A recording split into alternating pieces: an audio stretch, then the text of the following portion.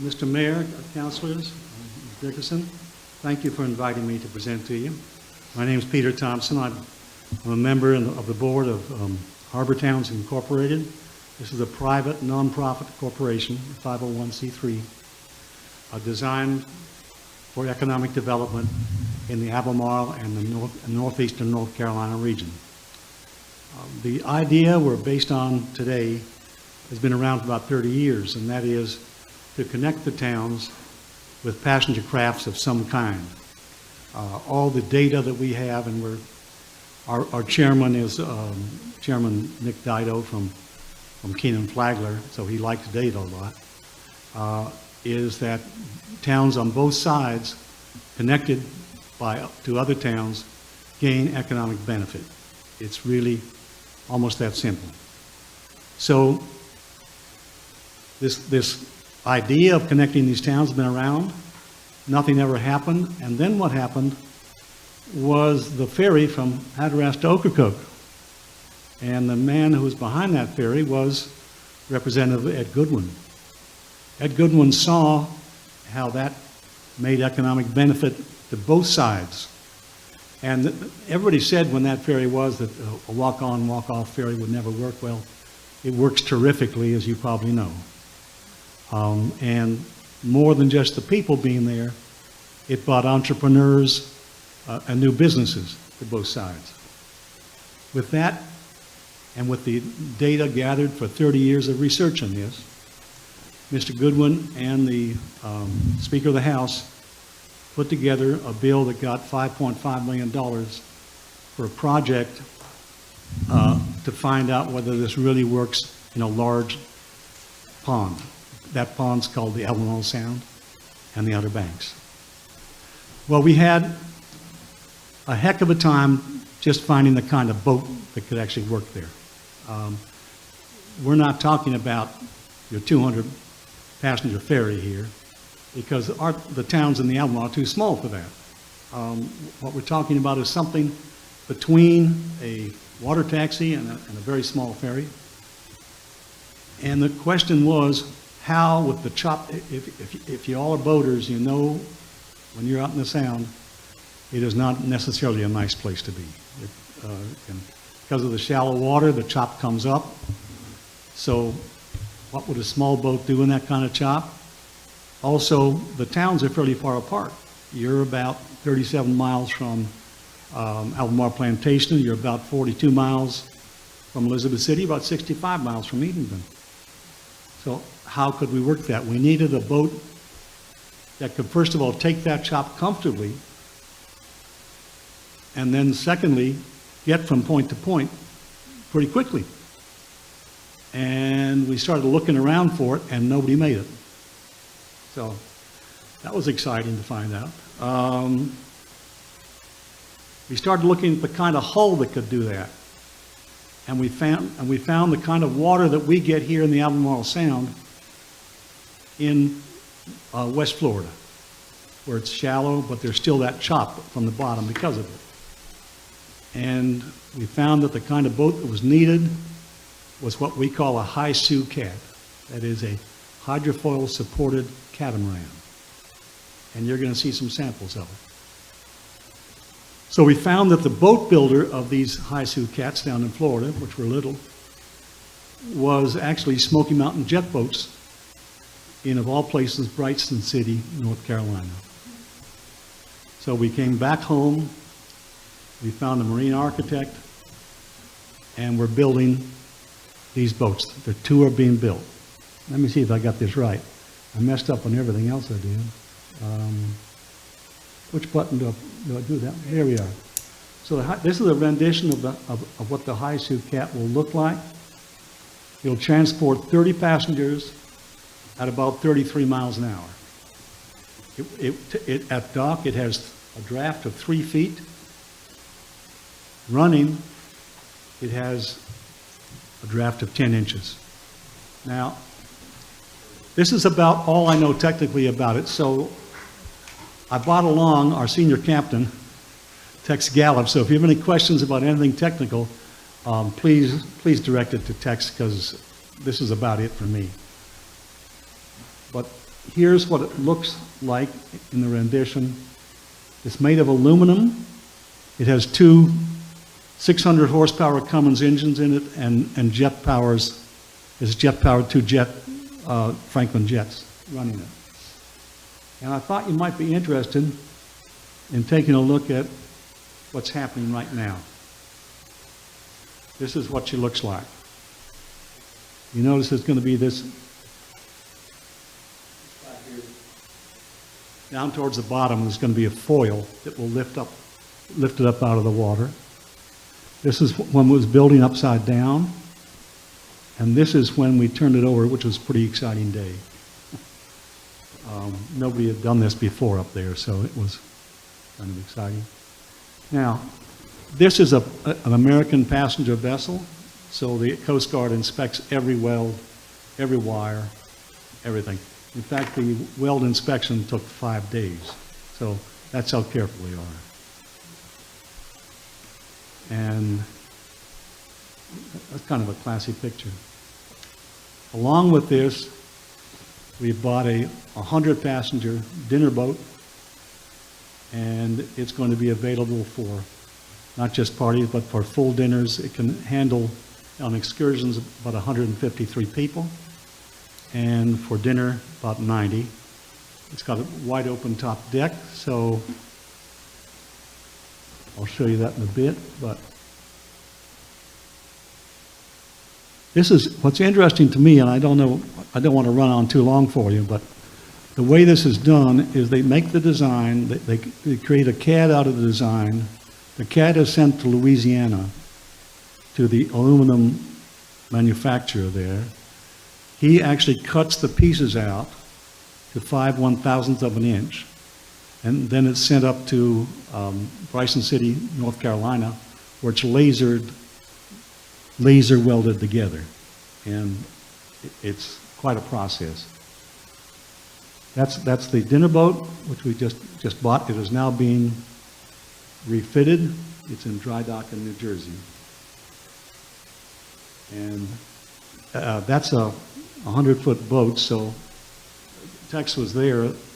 That's a 860-ton crane that picks this sucker up there. Gentlemen, we hope that we'll be able to do business in your port. We would love to come on the wall. We have in the boat ramps that can come to the dock, so we need nothing on the dock. We'd love to be here.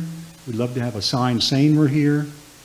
We'd first of all like you to think about the High Sioux Cat, the sort of enlarged water taxi as working there. If you had space for us with the 100-foot boat, we'd love to be that here.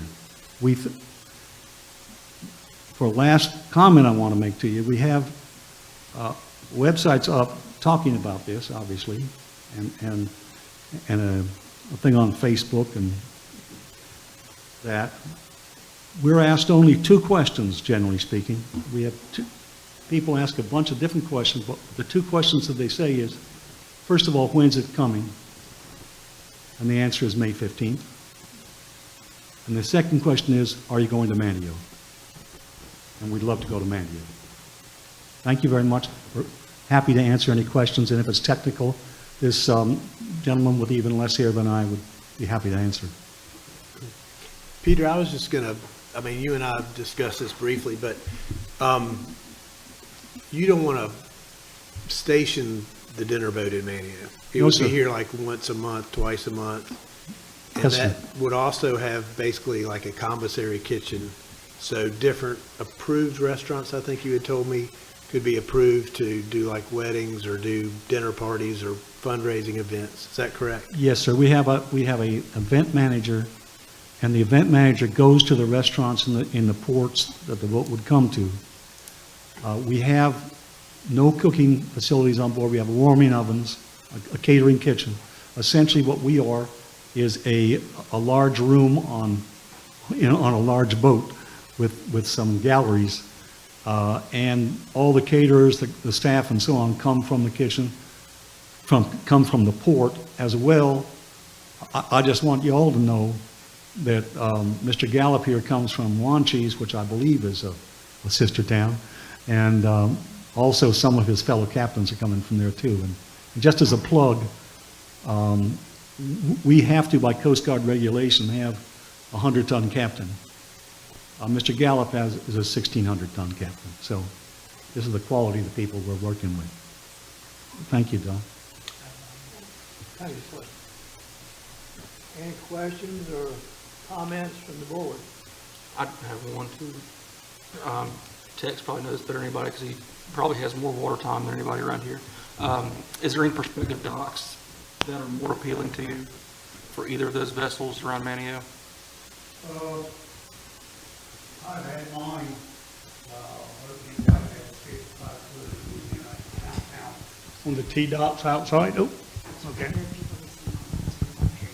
Yeah, we've been downtown there, and the T-docks that they have, the boat will fit comfortably on the T-dock. Okay. And it's easy to get to. I run to Crystal Dawn in there a lot of times, circled around at the bridge and told them about all the different things going on. But it will be comfortably there. We're thinking with the town dock, which is right there on the side by the pump out, I think the high suit cats can probably get in there. Okay. And working on ramp situations. Once we get the boat, we will go to each town and, make sure the ramps fit, make sure everything works right. And we know there's going to be some trial and error in it, but we'll work each one out. Okay. Thank you. And that will put everybody right downtown within walking distance. Makes it.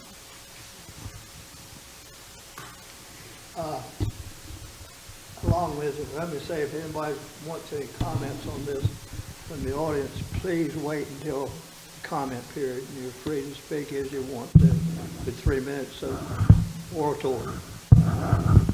I have a question. Yeah. I know Mr. Thompson mentioned that you're a 501c3. Yes, ma'am. So does that mean the entire operation is a 501c3? Yes, or ma'am. Is there, Yes, there's ma'am. no, Simple as that, yes.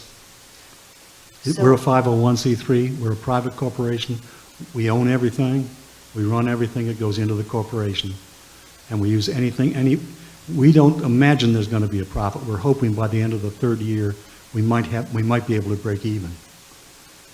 That would be excellent, because that would mean that our sponsors in the government, based on Mr. Goodwin, would expand the fleet, and we could continue. That's our hope.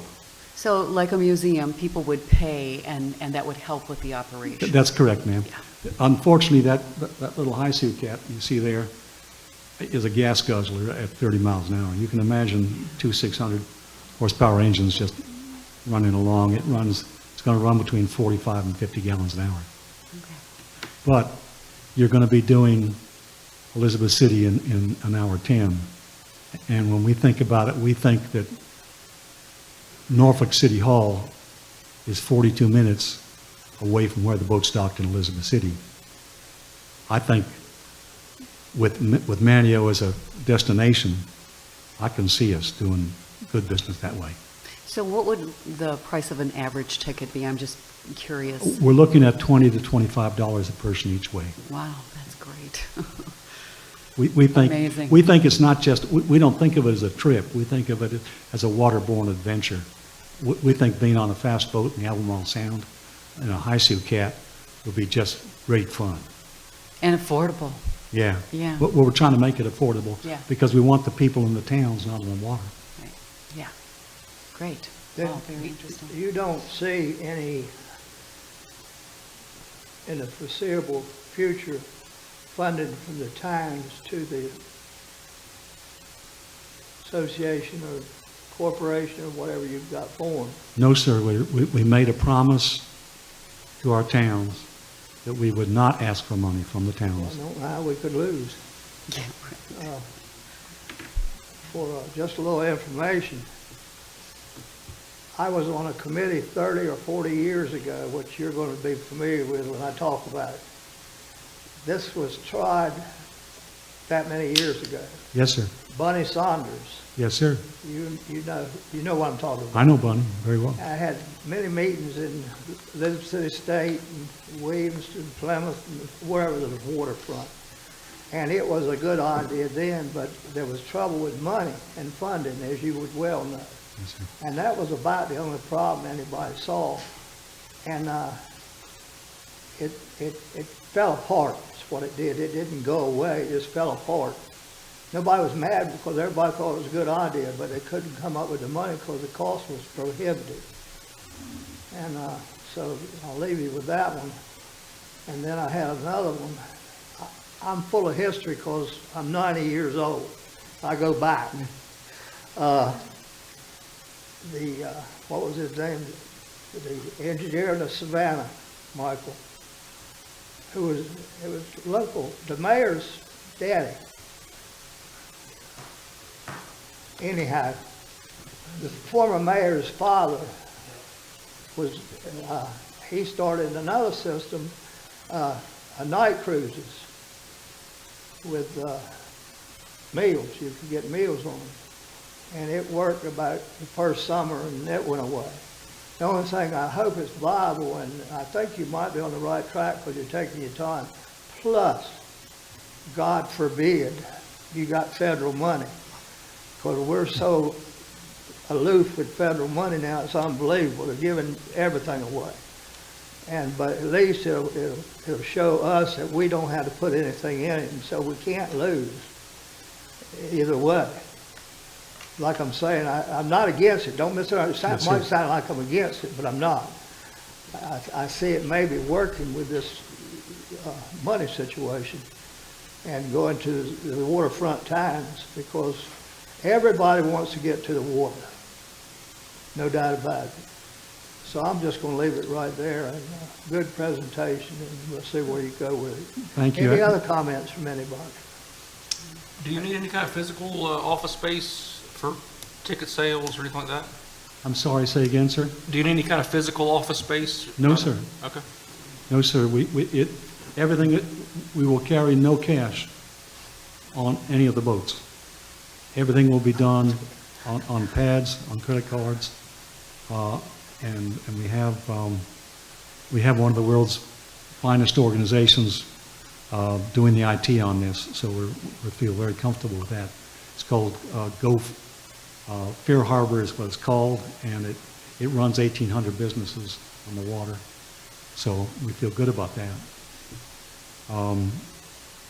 If I may, I would like to just take a moment to thank Woody and Ms. Dickerson, because I bought a file from an Apple here, and they just made it work. Well, you got a good, one of you captains is first class because he's a Dare County, and if after you hear him talk, you know where he's from. Well, so is going to be our bartender, and he's bringing the other captains in. Yeah. I want you to know. All right. Thank you so much. Thank you so much. Any other questions for the board? That's good. Thank you. Thank you, Peter.